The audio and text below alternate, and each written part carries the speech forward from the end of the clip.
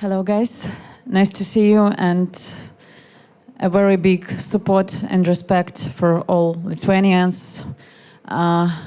We're alone here without another Europe, yes? So you are a real true friends for Ukraine. Thank you very much.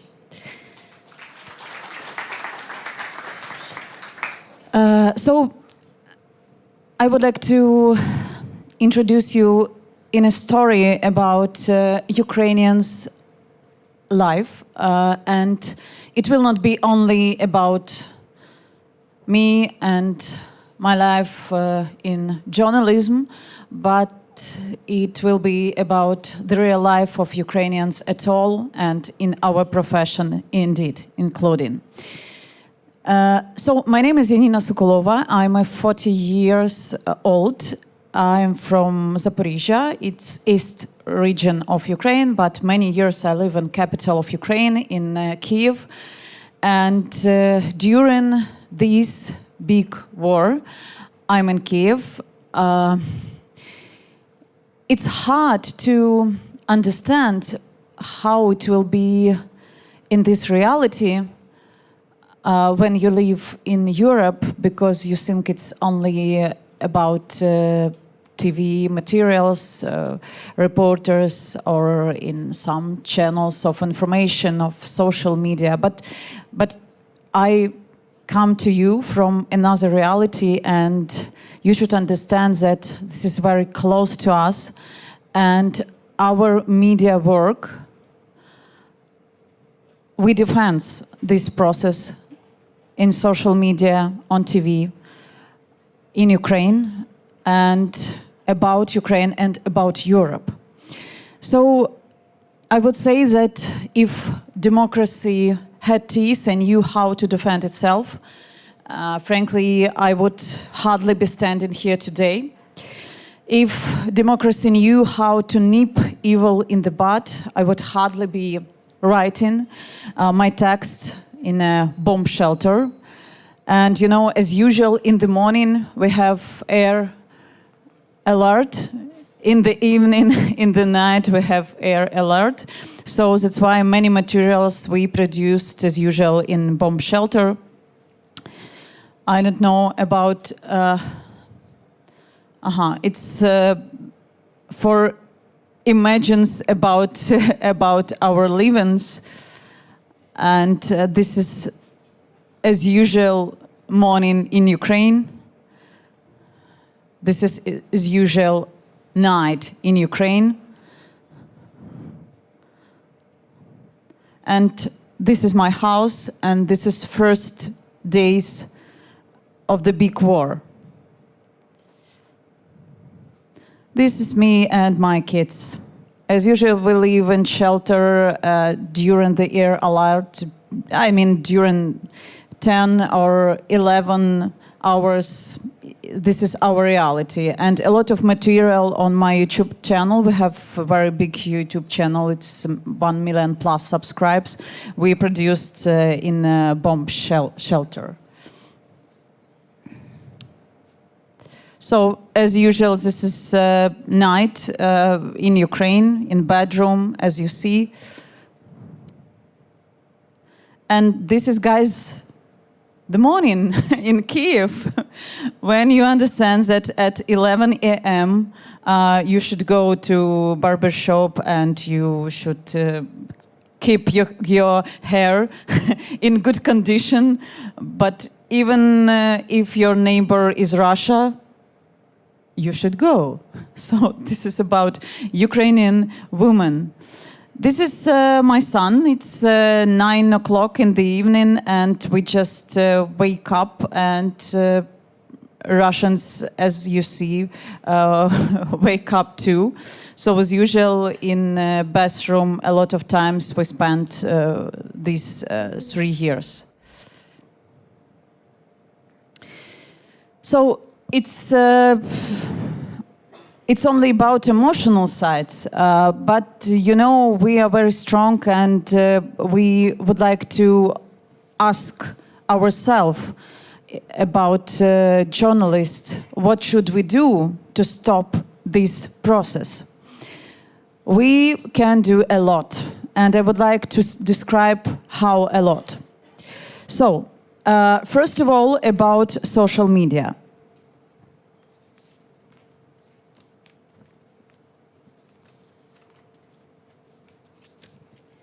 This is the war of minds and for minds.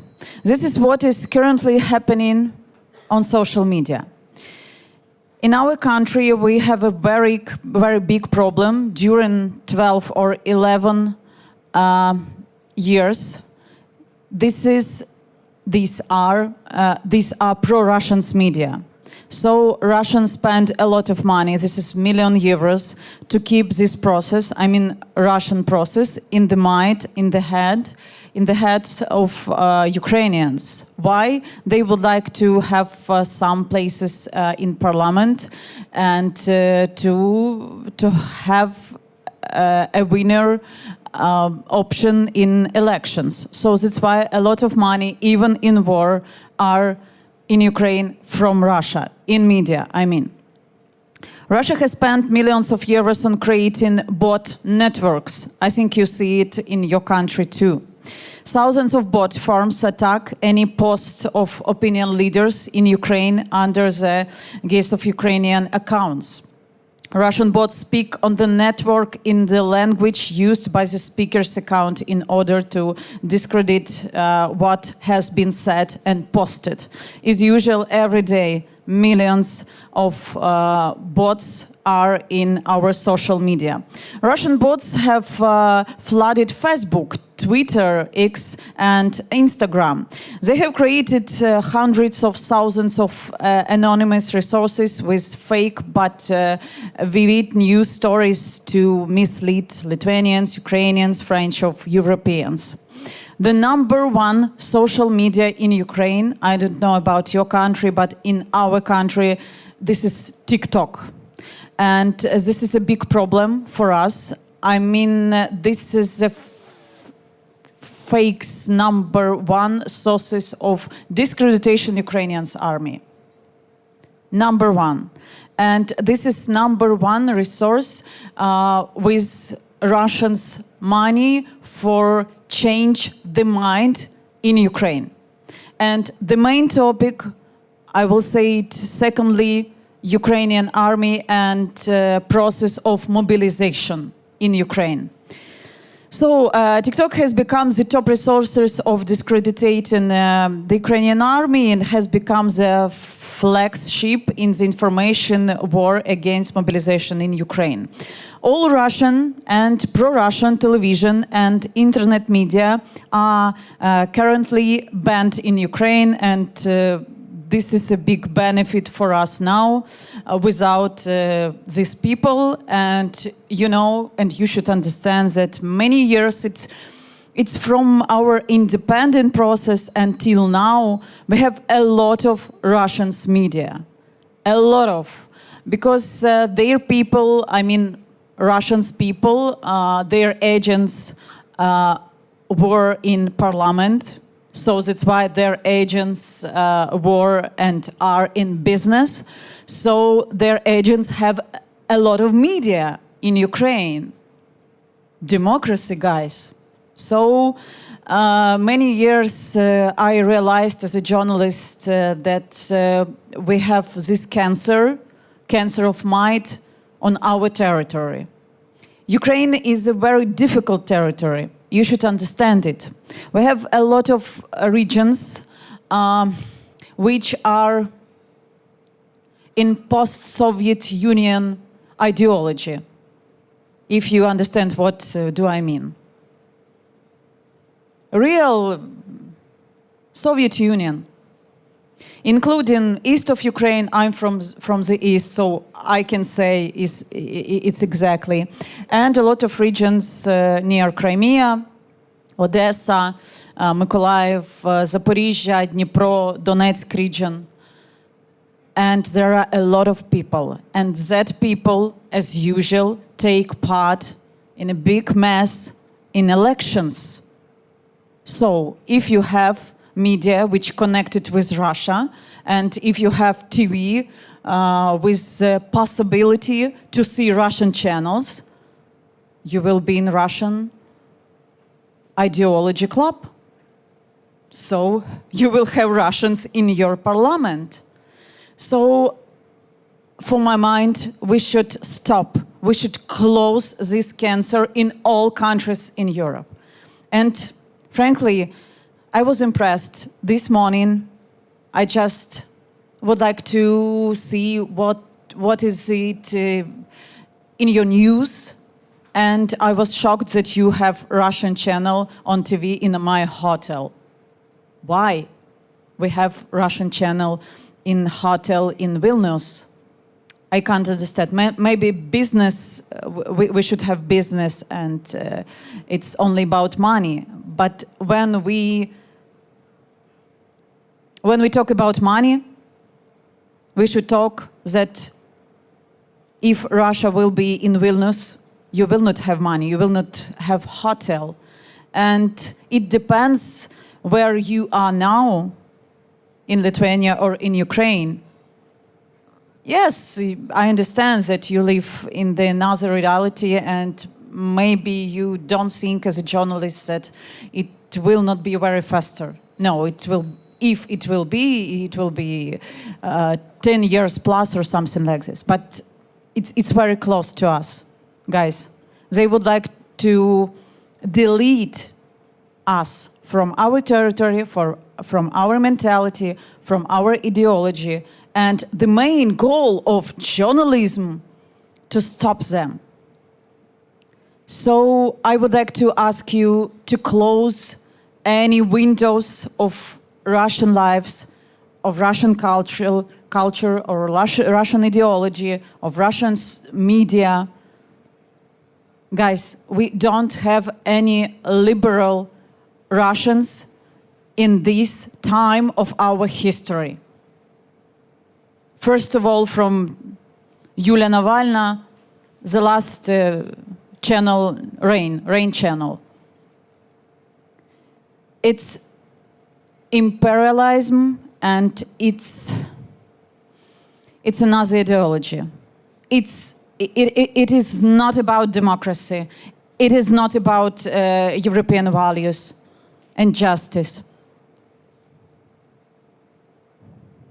So I would like to tell you some words about Russian agents.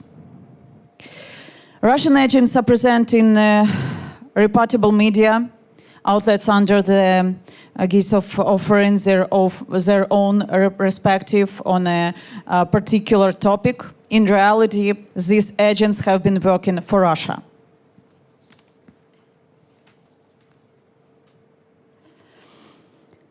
This war is existential. Accordingly, the messages reproduced by the media become one of the tools of waging it. I can confidently say that Ukraine is now a country with a high level of freedom of speech. You know, we have absolutely freedom. And it's so funny when I saw some magazine or book with our President Volodymyr Zelensky on the cover, and I just have my phone, I open some social media and see my colleagues said, "You are corruption man #1 in this world." But I see the book in some airport, and as I see the face of freedom #1 in the world. So you should understand that in my country we have freedom of journalism and freedom of words, exactly. So we have two revolutions, as you know, and it's important to say because these revolutions are our way to have a freedom in our soul and to have a brave hearts in the soul of our soldiers and all Ukrainians at all. So revolution #1, it's Orange Revolution in 2004 and Revolution of Dignity in 2013, after which the authorities began to listen to the opinions of civil society and free media. We have a big problem in Ukraine. It names free media and money which government would like to introduce in. So this is a big problem. And when you said, thanks Donald Trump is off in our country, a lot of media, I mean independent media now in a problem. So a lot of Ukrainians, it's not enough, but 20% of Ukrainians sponsored the whole free media in my country. So a lot of investigations, a lot of interview on the front line or in Ukraine at all. This interview produced by Ukrainians. So for me, this is the main option of free social society to support your free media. So I would like to ask you to have some collaboration with Ukrainian media and with Ukrainian journalists. It's very important to show how we can mix our responsibility, our experience in Europe and show who we are. And including, it's very important to do investigations about Russians' money in media, in your country too, in Baltic country, for example. So show the truth. We know it's important in our time of history to be in reality. It's uncomfortable, but it's sometimes save your life and life of your neighbors, of your relatives, of your lovers and kids. You know, my speech, it's best regards from Ukrainians to you. I just made a post and asked my auditory on Facebook and on YouTube, what do you say for all those people, journalists in Vilnius, and they say thank you and be together in this hard time of our history. So thank you very much for support. Thank you for free journalism. And we know how to win, and we will win if you will be in social media and in media at all with us. Don't forget about Ukraine, because this is for you border of your safety. Thank you very much. Thank you very much. Thank you very much for your speech. We are very surprised to hear about the Russian channels. I have to react to this. I have to apologize that you had to watch something that presumably must have been a Russian channel. I can just assure you that Russian channels are prohibited in Lithuania. We do not broadcast them, except maybe there might be some cases where a channel is broadcast or rebroadcast from a country that has ratified, from the EU member state, for example. I'm not really entirely sure what has happened in that particular case, but we will definitely talk to you about it and try to find out as much as possible. But in general, the Commission of the Lithuanian Radio and Television is extremely strict on these issues. We do not normally allow the Russian media to be broadcast in Lithuania. That's the most important message. So we are with you, and we're definitely hearing you, and thank you for noting that. That was one bit that I wanted to say, and then also I wanted to ask you about the so-called, as you put it, the post-Soviet mentality. Is there a shift in that? Do you notice that? Because you said that you get more subscribers in your channels. Do you notice that people from that are sort of the owners of the post-Soviet mentality conversing? And like how you know, would you? Very important question. Thank you very much for this one. It was very representing example when some Russian, not pro-Putin, so only Russian channel, YouTube channel, shows an interview with Soviet singer Alla Pugacheva. And in Ukraine, it was #1 in the top on YouTube. #1, the Russian singer from Soviet Union. Why? Because a lot of people with Soviet Union mentality, I mean, it's 50 plus, I mean, about age, 50 plus age, they would like to support, to find someone who was in their young period of life, who are normal in this country. And they only find to keep it. And it was bad signal for us as a social society. Because #1 on Ukrainian YouTube, if you have a Russian singer, if you have war with Russians, it's like in Second World War, #1 YouTube interview with Hitler, or okay, not with Hitler, with the most beautiful and favorite singer of Hitler, we can see in Ukraine or in Soviet Union, if it's possible to imagine. So I think this is a big problem for us, for journalists to realize how to find the way to this mind. But I know exactly that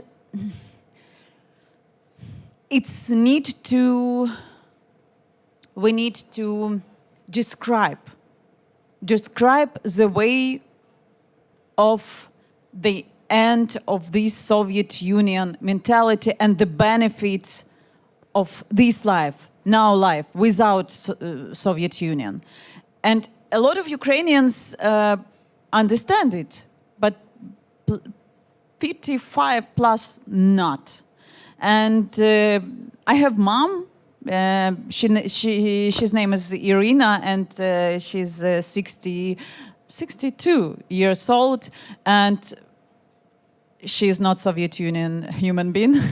She is a modern woman, because we are together. We speak a lot of, we read a modern book of Ukrainian poetries and writers, and the world is ours. So we would like to show the new forms of this life, modern life, identity, modern life of reality, to understand the existential questions.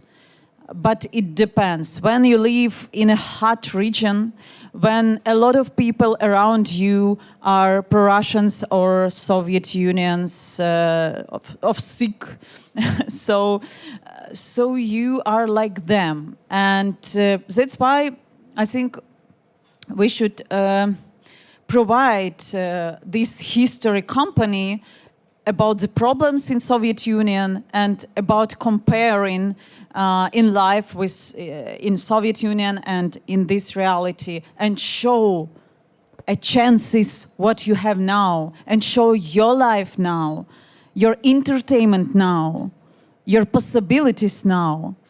So frankly, I mean, maybe 20 years and this story will off. But now it's important about elections.